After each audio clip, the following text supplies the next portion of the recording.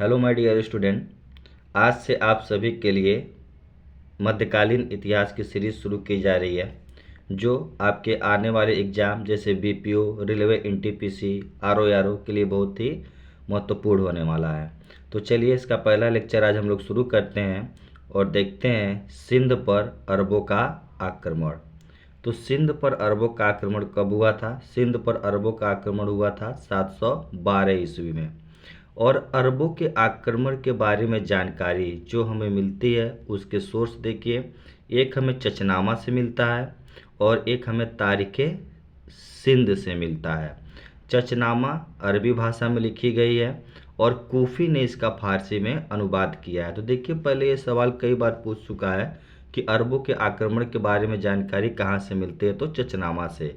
लेकिन अब कंपटीशन बढ़ता जा रहा है तो इसकी बहुत ज़्यादा संभावना है यह पूछने का कि इसका फारसी में अनुवाद किसने किया था। तो इसका फारसी में अनुवाद कूफी ने किया था। दूसरा सोर्स देखिए, तारीख़ सिंध। तारीख़ सिंध के लेखक मीर मोहम्मद मासूम है। इसकी रचना मुग़ल शासक अकबर के दरबार में की गई थी सन 1600 ईस्वी में। ठीक है, ऐसा नहीं था कि अरबों का आक्रमण 712 ईस्वी में किया गया।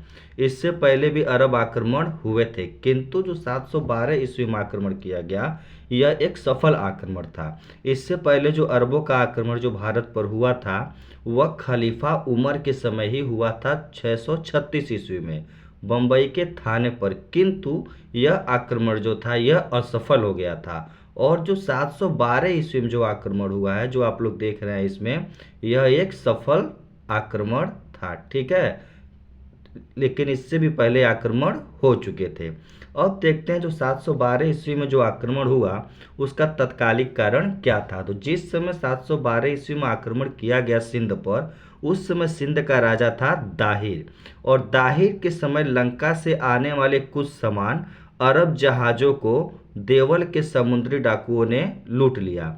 मतलब लंका से कुछ सामान जा रहा था जो देवल में कुछ समुद्री डाकुओं ने क्या किया, लूट लिया। अब जब समुद्री डाकुओं ने लूट लिया उस चीज़ को, तो यही घटना जो है उस समय तत्कालिक कारण बनी।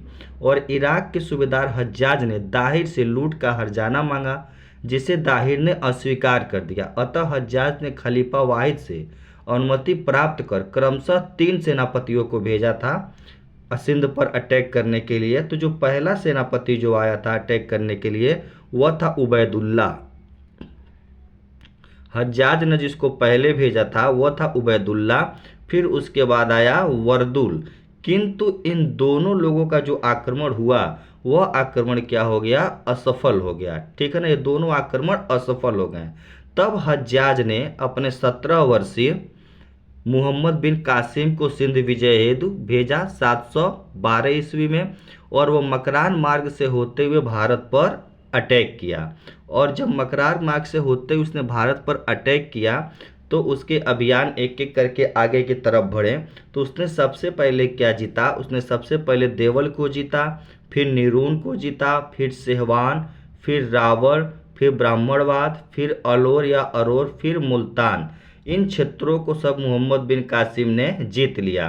तो मोहम्मद बिन कासिम ही पहला ऐसा व्यक्ति था जिसने देवल में सबसे पहले जजिया कर लगाया। फिर राबर में दाहिर की मृत्यु हो गई जो सिंध का राजा था। अलोर जो थी वो क्या थी, सिंध की राजधानी थी, यानी कि दाहिर की राजधानी थी। फिर आगे बढ़ा तो उसने मुल्तान पर अटैक किया, और जब मुल्तान पर अटैक किया मोहम्मद बिन कासिम ने, तो उस समय मुल्तान से उसे बहुत ज़्यादा सोना मिला और उससे प्रसन्न होकर इसने मुल्तान का नाम रख दिया स्वर्ण नगरी। तो अगर कभी क्वेश्चन आए कि मोहम्मद बिन कासिम ने मुल्तान का क्या नाम रखा था, तो मुल्तान का नाम रखा था स्वर्ण नगरी। तो इस तरह से मोहम्मद बिन कासिम के नेतृत्व में 712 ईस्वी में सिंध पर सफल आक्रमण हुआ, जिसको अरब का सफल आक्रमण बोला जाता है। ठीक है, कुछ और इम्पोर्टेंट फैक्ट्स देख लेते हैं हम। अरब आक्रमणकारी सिंध के आगे नहीं बढ़ पाए। ठीक है, क्यों नहीं बढ़ पाए? क्योंकि कश्मीर में एक राजा थे ललितादित्य ने इनको हराकर आगे नहीं बढ़ने दिया। जो कश्मीर के राजा थे उन्होंने अरब वालों को पराजित कर दिया और सिंध से आगे बढ़ने नहीं दिया। फिर आगे चल के ऐसा नहीं कि अरब वालों ने कोशिश नहीं की, फिर आगे चल के अरब वालों ने फिर कोशिश की किंतु उस समय शासक कौन थे? गुर्जर प्रतिहार वाले और बादामी के चालुक्य। इन लोगों ने, जो बादामी के चालुक्य थे, इन लोगों ने अरब वालों को कभी भी भारत में प्रवेश करने नहीं दिया, लगभग 300-400 सालों तक।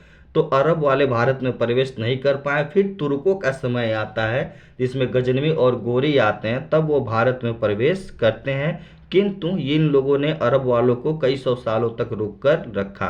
तो ये आज आप लोगों का मध्यकालीन इतिहास पर पहला भाग था। दूसरा भाग कल हम लोग देखेंगे गजनवी और गोरी के बारे में। धन्यवाद। उम्मीद है आप लोग को वीडियो पसंद आया होगा। तो प्लीज़ लाइक, सब्सक्राइब और शेयर करना न भूलें, और इसके पीडीएफ के लिए मेरे टेलीग्राम चैनल को ज्वाइन कर लेंगे, जिसका लिंक डिस्क्रिप्शन बॉक्स में दिया होगा। धन्यवाद।